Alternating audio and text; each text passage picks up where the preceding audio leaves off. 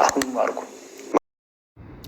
እናንተዬ እነ ዳጊ ደግሞ በዚህ ልክ የተደናበሩት ምን ተፈጥሮ ነው? ነገን ወይ የእነዚህ ሰዎች መከራና ግን እኮ አያልቅም። ደግሞ ማን ይሆን አደጋ የደረሰበት? ናታን፣ ኤፍራታ ወይም መጺ? ወይስ የኤፍራታና ቤዛ ቢንያምን ለመመለስ ያቀዱት እቅድ ይሆን? እውነት እንደዛ ቢሆን እኔ እንደዛ ባይ ነኝ። ምክንያቱም እጺና ቤዛ እያቀዱ ነበር ቢኒን እንዴት እንትን ለማለት እንዲመለስ ወደ እሷም ምናልባት እንደሱ አይነት ወጥመድ እንደሱ አይነት ድራማ እየሰሩ ይሆናል። ግን በጣም ነው እኔ ቢኒ እንዴት እንደደነገጠ በስማ በጣም ነው የሚወዳት እሱ ራሱ ላፉ ነው እንጂ ብን እንቅልፉን እንኳን ፎቶዋን ፊት ለፊት አድርጎ ነበር የሚተኛው። ግን የሷ ስም እንዳጠሩ ይላል ወይ ፍቅር እና ብቻ እውነት እንደው የኤፍራታን ከናታን ጋር እጺን ከቢኒ ጋር ፈጣሪ ያገናኛችሁ ነው የምለው። ከጠላቶቻችሁ ይሄ ማስተካኛችሁ እንዴት እንዳስጠላኝ አንሶላ የሚያጠው ነው የሚመስለው ራሱ ማስተካ ሲያኝክ። ሰላም ውድ ህሊና የቻናል ቤተሰቦች እንዴት ናችሁ? ሰብስክራይብ ለቻናል አዲስ የሆናችሁ ላይክ፣ ኮሜንት፣ ሰብስክራይብ አትርሱ። እና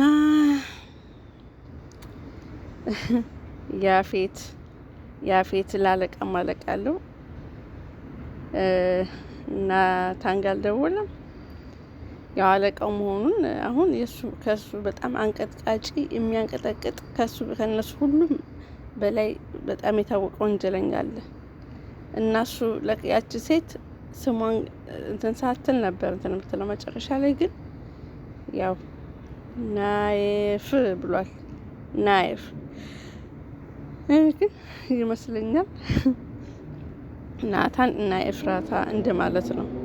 ናይፍ ስም አወጣጡ ደስ ይላል በጣም እና ልጃቸው ራሱ ናይፍ ቢሆን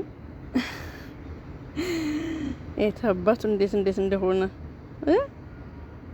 ናታን ያ በየሰከንዱ ዝም ብሎ በሆነ ባልሆነ የሚያለቅሰው አልቃሻው ናታን። ሉሊት እኮ ብላለች እኮ ወይ ጉድ! ሴት የላከው ሞት አይፈራማል። የኤፍራታና ቤዛ ወንድሁም ብለው ከነጭራሹ ሌላ ጉድ ውስጥ ከተቱት። ወይ ጉድ! በጣም ይገርማል እውነት። የት አባቱ ያፌት አበደ በቃ። ይኸውት እስኪ ይሄን ጀግና አሁን በቃ ጀግና ሆኗል። በስንት ጋርድ መሰላችሁ የሚጠበቀው? ወይ ናታን እንደዚህ ነው በቃ። ወይ ጉድ! ሞኝ እኮ ካመረረ አያቴ ምን ስትላ ትተርታለች መሰላችሁ? ሞኝ ካመረረ በግ ከበረረ አይያዙም ትል ነበረ። እና ናታን በዚህ ልክ እኮ አደገኛ ሆነ። አንቀጠቀጣቸው። ናይፍ ሉሊት ቀዝናል ስሙን የሉሊት ሀረካትና ቅዘን በቃ አሁን እዛ ቤት የምትቀመጥም አይመስለኝም። እሷ ለነገሩ አያልቅብሽ ናት እኮ አያልቅብሽ። ወይ ሉሊት ጭራሽ ብላ ቤዛ ጋር የተዋወቀው ልጅ ቤት ቢመጣ ስለሱ ምንነት ሳታውቅ ቤዛ ክፉ ናት እና ደግሞ ናታን ነው የምታፈቅረው። ምንም ወደቀ ናታን ናቱ ስትል ነው የምትለው ብላለች። ወይ ጉድ! ሲጀመር ሉሊት ራሱ የቤዛ ወደ ደግነት መቀየር አልገባትም። እስካሁንም ቤዛ ያው ያለችበት ቦታ ላይ የድሮ ማንነቷ ላይ መስላታለች። አልባነነችባትም ሉሊት ማለት ነው። እሷ ተንከሲት ስለሆነች በቃ ቤዛም እንደዛው ተንከሲት እንደሆነች ነው። ግን ያው አንድ ደስ ያለኝ አሁን በቃ ፖሊስ ጣቢያ መርከታለች ህዌን ለመፈለግ። እንደው በሷ በኩል እንኳን ፈጣሪ ህዌን ቢያወጣት ብዬ እላለሁ። እና ብዙ ሴቶችን ይዛ ብትወጣ ትግስቱን ሰጥቷት ፈጣሪ ማለት ነው። እና ስለ እውነት በጣም ነው የሚያሳዝነው። በጣም ነው ያዘንኩት። ማን ይሆን ግን እውነቱ? እንደው ናታንም ኤፍራታም እዚህም ቤዝም ምንም አይሆኑ ፈጣሪ ወይ ምንም አይሆኑ። እኔ እንደገመጥኩት ብቻ አይሆን። ምናልባት ፕራንክ የማን ነው ያቀዱት ቤዛና እጽ ያቀዱት ፕራንክ እንዳይሆን። ይቺ ወፈፍ የወረኛ ሴትዮ ሰው እጇን 5ቱንም ጣቷን ጥፍሯን ተነቅላ ላንገትሽ ጠብቂ እየተባለች አሁንም እንደዚህ ትብኳካለች ወይ ሉሊት? ኧረ ሉሊት ግን ገርሞች አካሄዱ።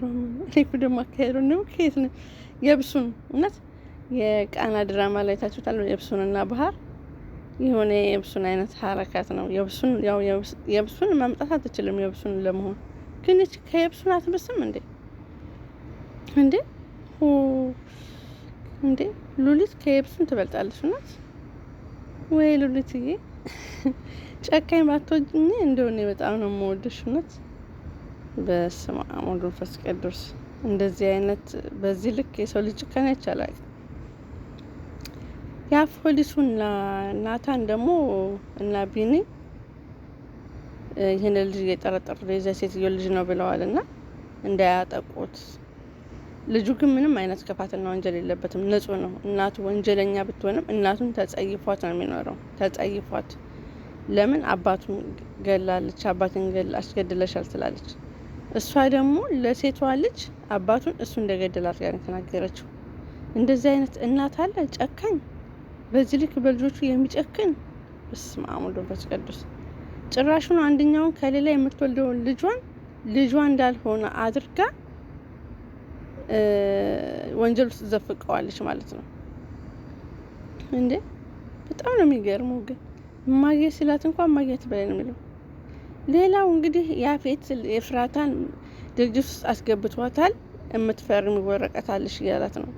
ወይኔ ብቻ በስተመጨረሻ የሱን ጦስ ወደ ኤፍራታ አድርጎ አስፈርሟት ኤፍራታ ከነ ልጇ ዘብጥያ እንዳትወርድ ነው። ኤፍራታ ግን ተሳሳተ። ድርጅት ውስጥ ባትገባ ነበረ።